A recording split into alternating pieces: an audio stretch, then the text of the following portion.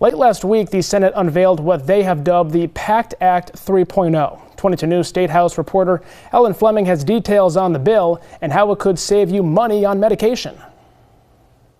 This new legislation is tackling the high price of prescription drugs while also making changes to the state's healthcare system as a whole. This comprehensive piece of legislation takes a two-pronged approach towards helping citizens of the Commonwealth. It first moves to lower drug costs while also growing access at the pharmacy. It also works to improve the state's oversight of its healthcare system.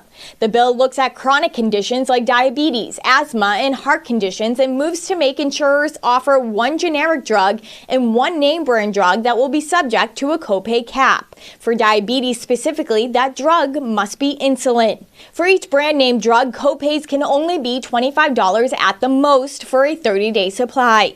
Senate President Karen Spilka said in a statement, "Residents can't wait for prescription drug relief, especially when lives are at stake.